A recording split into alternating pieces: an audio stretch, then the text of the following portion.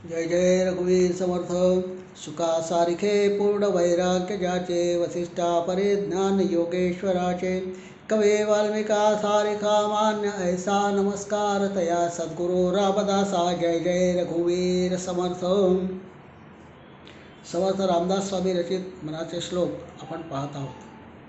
पुढे मनाचा श्लोक आहे क्रमांक 34. काय म्हटलंय? उपेक्षा कदा रामरूपे असेना, जीवा मानवा निश्चयो तो वसेना। शिरे भारवाहेन बोले पुराणी, नुपेक्षी कदा रामदासाभिमानी। श्रीराम जय जय रघुवीर समर्थ। उपेक्षा कदा रामरूपी असेना आणि नुपेक्षी कदा रामदासाभिमानी. पहिला चरण आहे उपेक्षा कदा रामरूपी असेना. रामाच्या रूपाची उपेक्षा तू कधीही करू नकोस आणि तसं तू करणार नाहीस.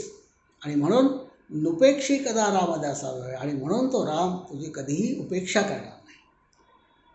या 2 चरणांमधून समर्थांनी आपल्याला प्रपंचामध्ये वागत असताना काय करायचं आहे सांगितलेलं आहे की हे मानवी मना, तू दुसऱ्यांची उपेक्षा करू नकोस. तू उपेक्षा केलीस तर action and reaction are equal in magnitude but opposite in direction. जर मी भिंतीवर हात मारला तर तेवढ्याच वेगाने तेवढ्याच ताकदीने भिंत आपला हात मागे ढकलून देते. जेवढ्या सुदृढतेने मी चांगल्या भावाने चांगल्या मनाने समोरच्याची स्तुती करतो आहे, निंदा करत नाही, त्याची उपेक्षा करत नाही, तर असा समोरचा मानवसुद्धा माझी उपेक्षा कधीही करणार नाही. आणि असेच उपेक्षा न करणारे मानवांची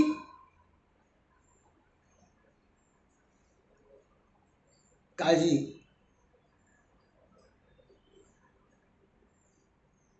तो घेतो. कशी? त्यासाठी काय करायला पाहिजे? पुढच्या चरणामध्ये सांगितलंय, जीवा मानवा निश्चयो तो वसेना. निश्चय, मला कोणाचीही उपेक्षा करायची नाही आहे, तर माझी उपेक्षा कोणी करणार नाही आहे. एवढं प्रपंचामधला अर्थ आम्हाला कळला की मग मला कोणाकोणाची उपेक्षा करायची नाही आहे हे माझ्या लक्षात येईल, आणि त्याची उपेक्षा करायची नाही आहे हे माझ्या मनावरती कायमस्वरूपी बिंबवून राहील. म्हणून उपेक्षा कदा रामरूपी असेना पहिल्या चरणामध्ये सांगितलं आहे. जीवा मानवा निश्चय तो वसेना. कुठला निश्चय तुझ्या मनामध्ये तू कायम ठेव, तो नेहमीप्रमाणे कायमस्वरूपी वास्तव्य करून असला पाहिजे की त्याची उपेक्षा तू कधीही करू नकोस.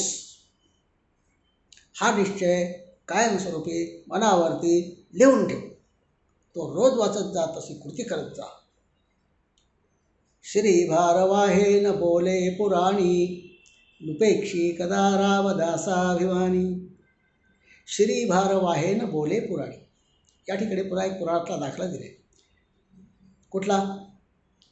आपली पृथ्वी जी आहे ना, आपल्या शिरावरती कोण घेऊ नये? आपल्या पृथ्वीला आधार कुठला आहे?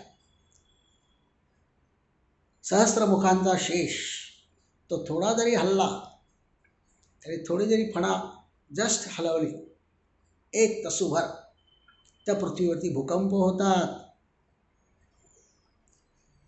आजच्या भाषेमध्ये जमिनी हादरतात. जिथे तलाव आहे त्या ठिकाणी पर्वत दिसतात, जिथे पर्वत आहे त्या ठिकाणी मोठे मोठे खळगे दिसतात. मोठी मोठी गावं त्या पृथ्वीच्या पोटामध्ये गळप होतात. मग श्री भार वाहेन बोले पुराणी. त्याच्या डोक्यावरती संपूर्ण पृथ्वीचं वजन पेलेलं एवढा भार ठेवलेला आहे. वसे सृष्टी मांदार आहे, वसे मेरू मांदारे सृष्टी लीळा, वसे शशी सूर्य तारांगणे मेघमाळा. ज्याने आकाशामध्ये आधाराशिवाय चंद्र सूर्य आणि तारांगण वसरलेलं आहे, असा तो. त्यांनी त्या सहस्त्रमुखी शेषाच्या शिरावरती एवढी वजनदार पृथ्वी ठेवलेली आहे. त्याला तेवढं वजन पेलण्याचं सामर्थ्य एकट्या त्या सहस्त्रमुखी शेषामध्ये आहे. आणि त्याला तेवढी ताकद देण्याचं सामर्थ्य कोणाकडे आहे? त्या आत्मारामाकडे, जो सृष्टीचा पालन करत आहे. रक्षणकर्ता आहे, सृष्टिकर्ता आहे हा अध्यारोप झाला. परंतु तोच आहे. जोपर्यंत आपण मुक्त होते तोपर्यंत आपण शब्दांचाच आधार घ्यायचा आहे त्याचं अस्तित्व समजून घेण्यासाठी. म्हणून असा तो त्याचीसुद्धा उपेक्षा करत नाही. त्यालासुद्धा योग्य प्रकारे योग्य ते स्थिर राहण्यासाठी योग्य ती शक्ती आणि योग्य ते बल आणि योग्य तो मनोनिश्चय दिलेला आहे. कारण त्याच्या मनामध्ये सुद्धा जीवा मानवा निश्चय वसेना, तुझ्या मनात नाही येतो त्याच्या मनामध्ये सतत कायमस्वरूपी निश्चय आहे की मला तारणारा आणि मारणारा एकच आहे. माझे सगळे सोयरे नातेवाईक नाहीत, माझ्यावरती अवलंबून असणारी मित्रमंडळी नाहीत असं मला वाटतं आहे. परंतु माझ्यासहित माझ्या मित्रमंडळींना सांभाळणारा तो एकच आहे. जीवा मानवा निश्चय तो वसेना, हा निश्चय तो कायमस्वरूपी लक्षात ठेव. आणि म्हणून म्हटलं आहे की उपेक्षा कदा रामरूपी असेना, जीवा मानवा निश्चयो तो वसेना, श्रीभार वाहे न बोले पुराणी, नुपेक्षी कदा रामदासाभिमानी.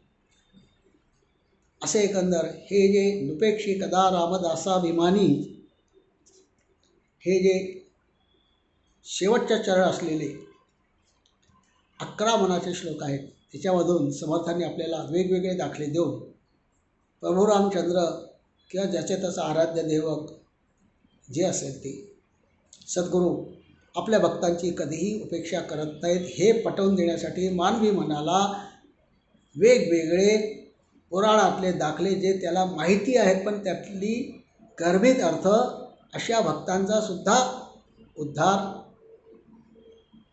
करण्याचं कार्य भगवंत निश्चितपणे पार पाडतो. तेव्हा तो त्याची कधीही उपेक्षा करू नकोस, तरच तो तुझ्याकडे सुद्धा त्या भावाने पाहिजे.